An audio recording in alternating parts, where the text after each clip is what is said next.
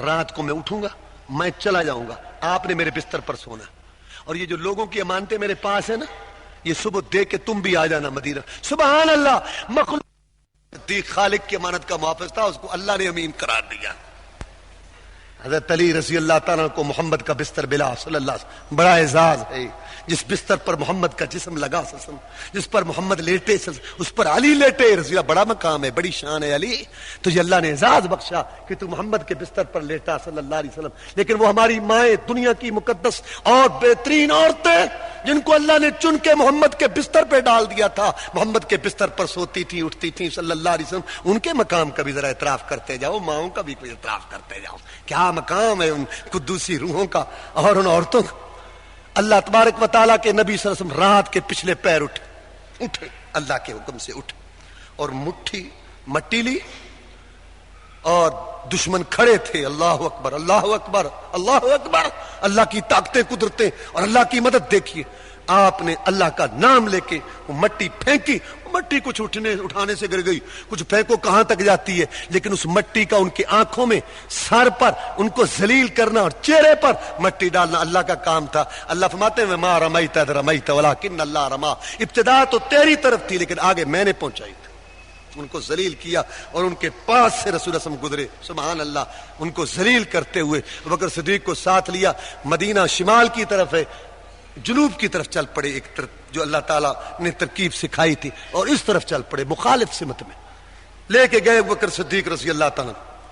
پیچھے سے شیطان آیا, اس کو بڑی تکلیف ہوئی, نکل گیا شکار. تو جو کھڑے تھے نا ایسے تلواریں لے کر, ایک نے ہاتھ لگایا تو اس نے تلوار پکڑی, دوسرے کو او کیا کھڑے ہو, کیا کھڑے ہو, یا کیا کر رہے ہو. ہم کھڑے ہیں محمد کے لیے, محمد کے لیے کھڑے ہو تم صلی. وہ تو نکل گیا. کہاں نکل گیا؟ سر پہ ہاتھ رکھو, ادھر مٹی ادھر مٹی, سب کو تمہیں ذلیل کر کے تمہارے اوپر خاک ڈال کے مٹی ڈال کے نکل گیا. وہ کہتا وہ سویا ہوا ہے. کہتا کہاں سویا؟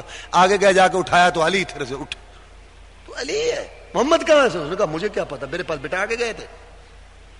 انہوں نے اس کو بھاگے, ادھر بھاگے, بس اسی وقت شور پڑ گیا. وہاں جناب پارٹیاں ترتیب دے رہی, بھاگو ہے, پکڑو ہے, ادھر گئے ہوں گے, ادھر گئے ہوں گے, ادھر گئے ہوں گے. پورا انہوں نے اپنا زور لگا لیا. اللہ نے ان کو اندھا کیا اور اپنی عظیم جو ہے نعمت تھی اس کی حفاظت کی. غار ثور میں آپ چڑھنا شروع کر دیا. آپ نے غار ثور کی طرح. ابوبکر ساتھ ہے, کبھی بھاگ کے آگے ہو جاتے ہیں, کبھی پیچھے, کبھی آگے. ابوبکر کیا ہے جناب, اللہ نے پہرے دار مقرر کیا ہے. جب محسوس کرتا ہوں کہ آگے نہ کوئی کافر چھپاؤں, بھاگ کے ابوبکر سینہ آگے کرتا ہے. اور جب سوچتا ہوں کہ پیچھے سے پیچھے وہ آ تو نہیں رہا, خالق کی عظیم امانت کا چوکیدار ہوں یا اللہ. اے اللہ کے رسول صلی اللہ علیہ وسلم جب وہاں گئے, رسول اللہ تھک گئے تو ابوبکر صدیق رضی اللہ عنہ بیٹھ گئے. جناب آپ یہاں سوار, کندھے پہ بٹھا کے لے گئے.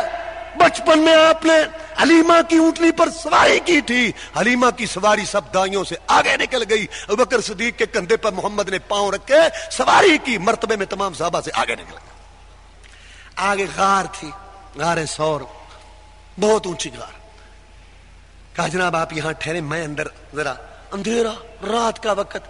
ہاتھ لگائے, یہ سوراخ ہے, اس میں اپنی فلاں کپڑا چادر جو پھاڑ کے دے. اخیر میں ایک سوراخ پر اپنی ایڑی رکھی. جناب تشریف لائیے. آپ اندر چلے گئے, تھکے ہوئے تھے, آپ جا کے سو گئے. ابوبکر صدیق رضی اللہ عنہ کی گود میں سر رکھ کے آپ سو گئے. سبحان اللہ, جیسے ریل پر قرآن ہوتا ہے. جو ایمان کی حالت میں محمد کو ملا صلی اللہ علیہ وسلم, ایمان لایا, ہمارا ایمان ہے, وہ صحابی ہے. لیکن جو راز و نیاز, جو 3 دن کی رفاقت, جو معیت, جو صحبت, جو تنہائیاں رات اور دن محمد کے ساتھ ابوبکر کو حاصل ہوئی رضی اللہ تعالی, وہ کسی اور کے حصے میں نہیں آئی. اس لیے پورے قرآن میں صحابی ہونے کی گواہی ابوبکر صدیق کی ہے رضی اللہ عنہ. اذ یقول لصاحب ثانی اثنین, دوسرا تھا 2 کا. اذ ہما فی غار, جب وہ غار میں تھے. غار کا جو ہے نا وہ مثال بن گیا. فلاں کا جو یار غار ہے, فلاں اس کا جو یار غار ہے. سبحان اللہ, کیا مطلب, بے وفائی نہیں کرے گا, یار غار ہے, پکا دوست ہے. یہ مثال چل پڑی ابو بکر کی اس رفاقت سے اور اس عمل اور کردار سے.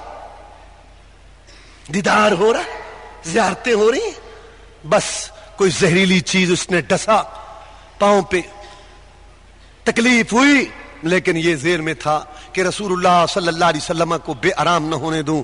زہر نے اثر کیا, طبیعت میں بہت زیادہ جو ہے تکلیف آئی, حتیٰ کہ آنسو گرے محمد کے رخسار پر صلی اللہ علیہ وسلم.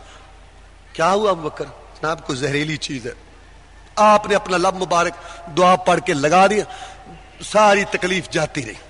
اب یہاں جو بیٹھے تھے غار کے اندر.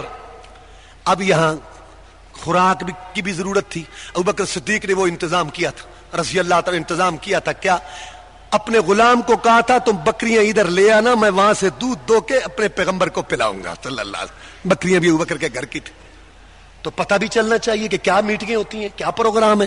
وہ اپنے بیٹے کی ڈیوٹی لگائی کہ تم نے اپنی جان ہتھیلی پر رکھ کے آنا ہے, اور جو صبح بیٹھنا ہے تم نے.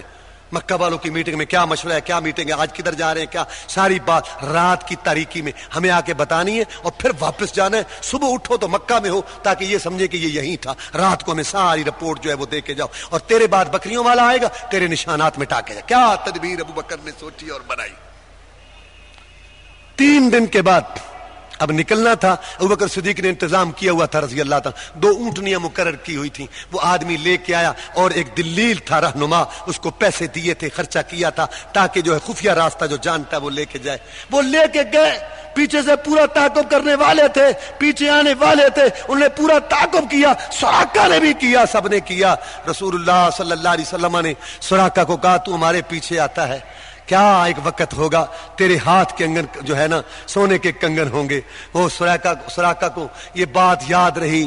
پھر جب حضرت عمر کے دور میں ایران فتح ہوا اور وہاں سے بکس آیا تو انہوں نے کہا کہ یہ بڑے کنگن ہیں, بڑا جو اجوان تھا, تم پہنو. سراقہ بیٹھا تھا, سراقہ کے ہاتھ میں کنگن آئے, سراقہ رو پڑا. حضرت عمر فاروق رضی اللہ تعالیٰ نے پوچھا سراقہ کیا بات ہے؟ جناب مجھے ہجرت کا موقع یاد آ گیا جب میرے جیسا ایک ڈیرے پہ رہنے والا اپنے گھوڑے کو ایڑ لگا کے وہ بھی محمد کو گرفتار کرنے کے لیے صلی اللہ علیہ وسلم چل پڑا تھا, اور یا یہ وقت ہے کہ پوری دنیا کی سپر طاقتیں ختم ہو گئی محمد کریم صلی اللہ علیہ وسلم کے ساتھیوں کے ہاتھوں. میں دیکھ رہا ہوں کیا سے کیا اللہ تعالیٰ نے رنگ دکھا دی. راستہ میں کھانا پینا بھی تھا. بی بی اسماء رضی اللہ تعالیٰ عنہا, بی بی عائشہ رضی اللہ تعالیٰ عنہ کی بڑی بہن رسول اللہ کی سالی, اس نے انتظام کیا تھا کھانے پینے کا, اور جلدی میں کوئی چیز نہ ملی. اپنے اظہار بند کے 2 ٹکڑے کیے, آدھا اپنے استعمال میں رکھا اور آدھا اظہار بند باندھ کے ساتھ یہ کھانا تیار کر کے دیا. راستہ میں اللہ کے پیغمبر کو کھلانا اور ان پہ خرچ کرنا. بکر تیرا سارا گھرانہ ہی کیسا اسلام پر فدا ہے واللہ. پھر اللہ کے رسول صلی اللہ علیہ وسلم جب نکل گئے اپنے ساتھی کے ساتھ تو بی بی اسماء کہتی ہے میرے دادا جان آئے, مجھے پتا تھا دادا آئے گا. بابا بڑوں کو پھر ہوتے ہیں نا اولاد کی, پھر تو میں نے ایک کونے کے اندر نا گڑا کھود کے وہاں ٹھکریاں دبائی ہوئی تھی, رکھی ہوئی تھی. اس وقت لوگ پیسے نقدی اس طرح رکھتے تھے. تو کہا وہ گیا ہاں, وہ سارے کہہ رہے ہیں محمد ہے تو ساتھ دوسرا ابوبکر ہی ہوگا. وہ چلا گیا. ہاں بابا جی ابو تو گئے اللہ کے رسول کے ساتھ گئے. بس یہی بات, یہ خام موت کے منہ میں آتا ہے. اس کو میں نے کئی دفعہ کہا محمد کا ساتھ چھوڑ دے, پتہ نہیں اسے کیا نکالتا. ابھی یہ مسلمان نہیں ہوتا نا, بعد میں ہو گیا. اچھا چلو گیا, اور تمہارے لیے کچھ چھوڑ کے گیا کہ سارا لے گیا. تو جا کے گٹھریاں وہ جو ٹھیکریاں رکھی ہوئی تھی نظر اس کو نہیں آتا تھا, جا کے اس کے ہاتھ لگا رہی پڑے ہیں, یہ سارا کچھ چھوڑ گئے, پیسہ تو ادھر ہی ہے. اچھا چلو ٹھیک ہے, اللہ کی قسم ہمارے گھر میں جو تھا میں نے باندھ کے ابو کو دے دیا تھا کہ اللہ کے پیغمبر پہ خرچ کرنا. گھر میں کچھ بھی نہیں تھا. اللہ کا رسول ہاں گئے اور ابوبکر صدیق ساتھ گئے. گھر میں اللہ رسول کی محبت چھوڑ کے گئے ابوبکر صدیق رضی اللہ تعالیٰ عنہ. پھر وہاں پہنچے, اللہ تبارک و تعالیٰ نے مدد کی, اور وہاں پورا مدینہ سبحان اللہ آپ کے انتظار میں تھا. یہ ابوبکر صدیق رضی اللہ تعالیٰ عنہ بعد میں خلیفہ بنے. 2 سال 4 ماہ خلافت کی. مسلمانوں نے بیت المال سے وظیفہ لگایا. جب وفات ہوئی حضرت عمر فاروق رضی اللہ تعالیٰ عنہ خلیفہ بنے تو ابوبکر صدیق کے لڑکے مال کی گشتیاں اٹھا کے لائے. کہا بھتیجو یہ کیا؟ ابو نے وصیت کی تھی مرتے وقت جو ابے کی جائیداد سے میرے حصے میں زمین آتی ہے فروخت کر کے 2 سال 4 مہینوں کا حساب کر کے آنے والے خلیفے کے پاس جمع کرا دینا. ابو بکر اپنے ذمے کوئی چیز نہیں لے جانا چاہتا. یہی وہ کردار تھا سید الاولین والآخرین امام الانبیاء والمرسلین جناب محمد الرسول اللہ صلی اللہ علیہ وسلم, جنہوں نے کبھی کسی کا احسان دین نہیں رکھا تھا. زیادہ چیز لوٹاتے تھے, کبھی کسی کا احسان نہیں رکھا.